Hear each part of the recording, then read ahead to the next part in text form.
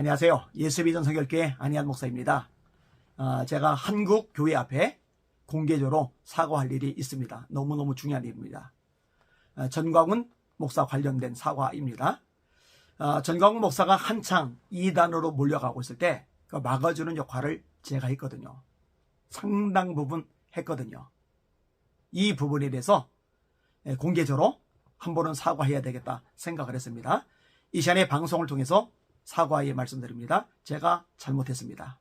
정말 큰 죄를 한국교회 앞에 범했고 하나님 앞에 범했습니다. 몰랐죠. 그 당시만 해도요. 몰랐으니까 그렇게 이단 정죄되면 안 된다고 목소리를 높였겠죠. 근데 몰랐더라도 잘못은 잘못이고 죄는 죄입니다. 모르고 지었다고 죄가 아니겠어요? 모르고 행했다고 잘못이 아니겠어요? 모르고 행해도 죄는 죄고 모르고 해도 잘못은 잘못이니까요. 참 죄송하고 부끄러운 마음이 큽니다. 내 평생에 하나님 앞에서 또 한국 교회 앞에서 가장 부끄러운 거 하나 꼽으라면은 이게 생겼어요. 이게 전광훈 목사가 이단으로 몰려갈 때 막아주는 역할을 한 것. 이게 가장 큰 실수, 가장 큰 잘못, 가장 큰 죄악이다. 이렇게 말할 수 있게 됐습니다. 안타깝죠. 심화범 목사님은 그런 얘기를 하셨어요. 자기 일생일대에 가장 후회되는 만남이 전광훈 목사와의 만남이라고. 그렇죠. 심화범 목사님은요, 수많은 목회자 세미나를 인도했죠. 심 목사님 통해서 영향받고 목회를 잘하게 된 목사님들이 한둘이 아닙니다. 맨 땅에 헤딩하듯이 개척해가지고요, 교회를 크게 이루었죠. 옆에 문화센터도 크게 지었죠. 성도들도 많죠. 교계 영향력도 크죠. 목회적인 것으로 따질 때 전광훈 목사하고 심화범 목사님하고 비교가 안 되죠. 심화범 목사님이 훨씬 낫죠. 또 존경받고 인정받는 것도 심화범 목사님이 훨씬 낫죠. 인격적인 수준, 영성적인 면에서도 심화범 목사님이 100배 낫죠. 근데 전광훈 같은 사람하고 엮여가지고서 얼마나 마음고생 많이 했습니까? 맨날 교회에 쳐들어와가지고 이상한 소리 하는 사람들 있잖아요. 우리 교회 쳐들어와가지고 전광훈 추종자들 이동욱 회장 보고 5천만 원 내놓으라고, 5천만 원 받았는데 내놓으라고. 이동 회장님이 5천만 원은 아니라고 얘기하더라고요.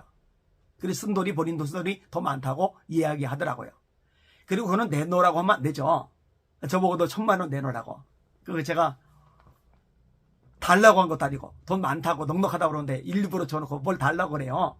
그렇게 따지면 심화범 목사님이 한 9천만 원? 7천만 원? 헷갈리네요. 그 정도 갖다 줬거든요. 그거 도로 토해내야죠. 그리고 기독종 2천, 3천만 원 한 사람들 많은데 그거 내놓으라고 지금 하고 있더라고요. 근데 내놓으라고 그러는데 안 내놓고 있더라고요. 그리고요, 이거 잘 들으세요. 자, 전광훈 목사님 1,000만 원 받고 싶으면요, 제가 방법을 알려드릴게요. 전 목사님이 나에게 개인적으로 준 거잖아요. 그러면은 간단합니다. 전 목사님이 저한테 찾아와서 개인적으로 달라고 그러세요. 안 줘도 되는 거예요. 준 거기 때문에. 그런데 전 목사님이 개인적으로 와서 달라고 그러면은 제가 1,000만 원 앉은 자리에서 드리겠습니다. 근데 자기들이 빌려준 것도 아닌데 엉뚱한 사람들이 와서 돈 내놓으래요. 이동욱 회장님 보고도.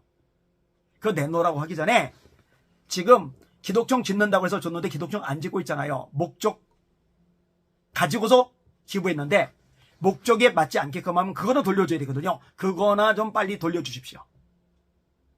그거나 좀 빨리 돌려주시라고요. 그래야 양심 있는 거 아니겠어요? 그래야 정상적인 거 아니겠습니까? 하여튼 심화범 목사님 심정이 제가 100분 이해가 됩니다. 잘못 만났죠. 사람 진짜 잘못 만났죠. 전광훈 같은 사람 안 만났더라면 지금도 신경 쓸 것 없이 마음고생 안 하고 편안하게 존경받으며 영향력 가지고서 많은 목회자들, 성도들에게 선한 영향력을 끼쳤을 텐데요. 진흙구덩이에 떨어진 셈이 된 거죠. 자, 제가 왜 이렇게 돌아서게 되었느냐. 사실 처음에는 복잡하잖아요. 심화범 목사님을 짓밟는 것 때문에 이거는 아니다, 너무했다. 그래서 심 목사님 그런 분 아닙니다 라고 편 들어주다가 충돌이 한번 발생을 했어요. 그죠? 그 다음에 두 번째는 뭐였어요? 이동욱 회장님이 백신 패스 반대해놓고서 광화문에서 열심히 싸웠잖아요.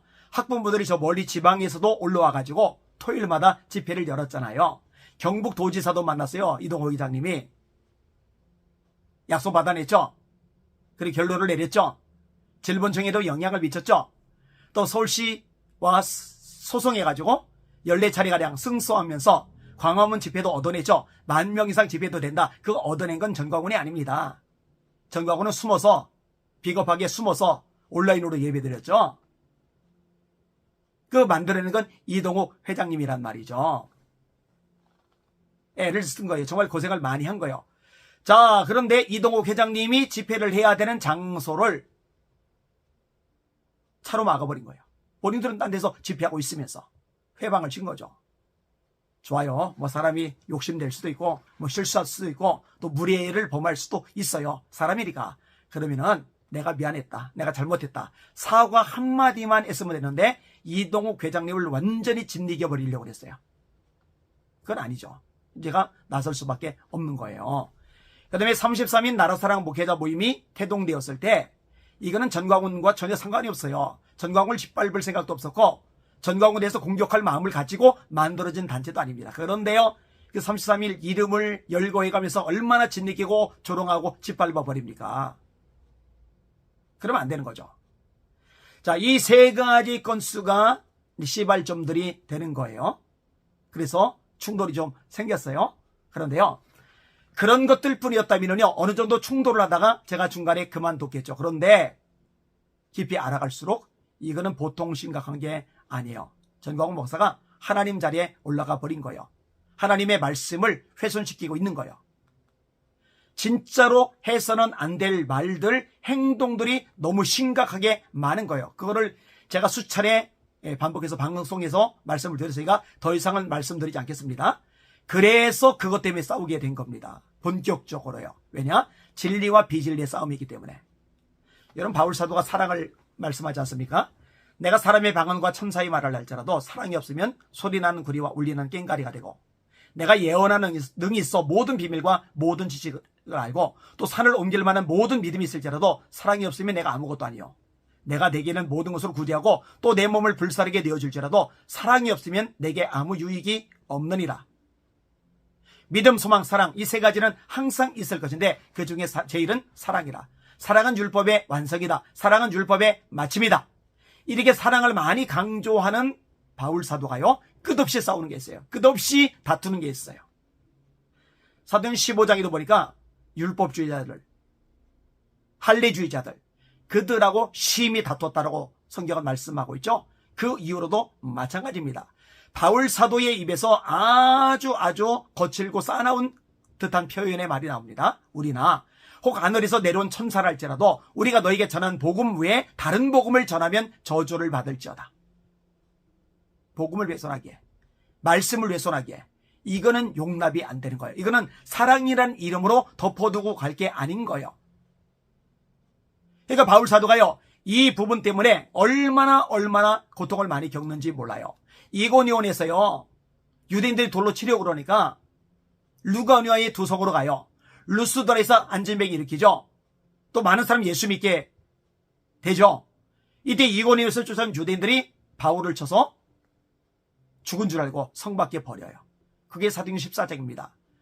그 정도 매운맛, 쓴맛을 봤으면은 율법주의자들 건들지 말고 내버려둬야 되는데 그럴 수가 없는 거예요. 왜? 비진리니까. 그래서 사도행전 15장에 심히 다퉜다는 변이 나고, 그 위에도요, 바울을 죽이기 전에는 먹지도 않고 마시지도 않겠다는 사람이 40명이나 됩니다. 제사장들에게 요청하잖아요. 바울이 재판받으러 이동하게 해달라고. 그러면 우리는 숨어서 기다리다가 바울을 죽이겠다고 작정하고 움직이는 사람이 40명이나 됩니다. 이 정도면 몸살해야 되잖아요. 그런데요, 바울 사도는 끝까지 싸웁니다. 왜요? 진리와 비진리의 문제이기 때문입니다. 복음을 훼손하면 안 돼요. 말씀을 훼손하면 안 돼요. 선교가도 안 만들면 생명체에서 지워버릴 거야. 뭐 이런 식의 등등의 말들을 제가 수없이 말씀드렸잖아요. 그런 이야기를 들었는데 전광훈 목사 입에서 나온 말 그대로 그것을 잘라서 오려붙여서 들려줬는데, 그걸 보고 나서도 편드는 목사들은요, 가짜들입니다. 엉터리입니다. 배교에 동참한 겁니다. 장경노 목사 같은 분, 장하길 목사 같은 분, 강원식 목사 같은 분. 심각한 거예요. 그리고 거기에 편들어주는 원로라는 분들, 신학자들, 정성구 박사님 같은 분. 전광훈 엄청 커버치더라고요. 깜짝 놀랐어요. 비극이죠. 뭐 정광훈 옆에 붙어있는 추종자 목사들이야 뭐 그러려니해요. 뭐 취급하고 싶은 마음도 없고 상대하고 싶은 생각도 없어요. 제가 일절 잘 안 다루잖아요. 그죠? 다뤄봐야 제 수준만 떨어지는 것밖에 안 되니까. 그런데요, 그 외부에 있는 목사님들 정말 깝깝한 거예요. 한심한 거예요. 여러분 잘 들으세요. 제가 감정 싸움하는 거 절대로 아닙니다. 진리와 비진리의 문제입니다. 말씀에서 벗어났어요. 복음을 훼손했어요. 주님의 영광을 땅에 가려요. 하나님 자리에 올라갔어요. 이거는 내버려 두면 절대로 안 됩니다. 하나님이 반드시 역사할 겁니다. 이 비진리를 심판하실 겁니다. 두고 보세요. 다시 말합니다. 두고 보세요. 어떻게 될지. 어쨌든 하나님의 이름, 하나님의 영광, 하나님 나라를 위해서 끝까지 다름질할 겁니다. 여러분 기도 많이 해주시길 바랍니다. 여러모로 기도해 준 분들이 전국 곳곳에 참 많으시더라고요. 해외 목사님들도 기도해 준다는 분들이 너무 많더라고요. 그리고 사랑하는 예수 비전 성결교회 성도님들에게 감사의 인사를 하고 싶습니다. 왜냐? 너무너무 진흙탕 싸움이라 힘들 텐데 담임 목사를 믿어주고 따라주고 기도해 주니 얼마나 고마워요. 진심으로 감사를 드립니다. 하나님만 바라보고 전진하고 승리합시다. 진리가 반드시 이깁니다. 할렐루야.